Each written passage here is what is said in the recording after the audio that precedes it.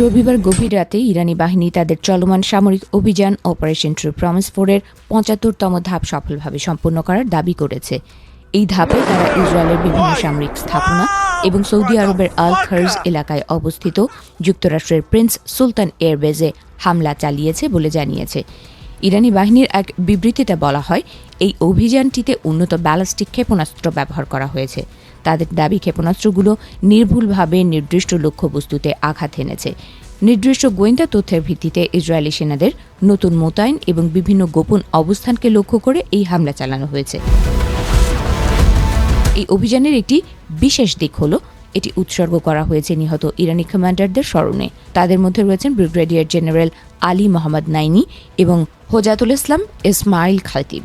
বিবৃতিতে বলা হয়, এই হামলা শুধু সামরিক পদক্ষেপ নয়, বরং প্রতিশোধ এবং প্রতিরোধের প্রতীক।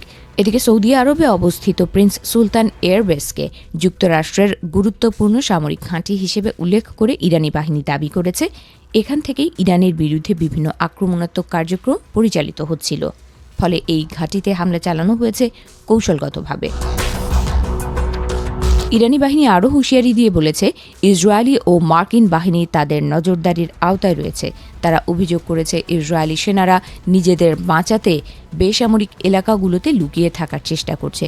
তবে এই ধরনের কৌশল তাদের রক্ষা করতে পারবে না।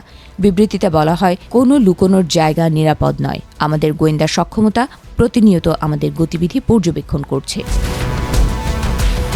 এই ধারাবাহিক হামলার পেছনে রয়েছে সাম্প্রতিক এক বড় সংঘাতের সূত্রপাত।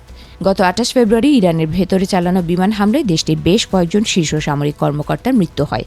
সেই ঘটনার জবাব হিসেবেই ইরান প্রায় প্রতিদিনই ক্ষেপণাস্ত্র ও ড্রোন হামলা চালিয়ে আসছে বলে জানা গেছে।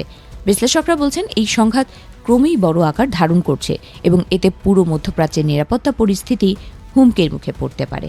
একদিকে ইরান তার সামরিক শক্তি প্রদর্শন করছে, অন্যদিকে ইসরায়েল ও যুক্তরাষ্ট্র পাল্টা প্রতিক্রিয়ার প্রস্তুতি নিচ্ছে।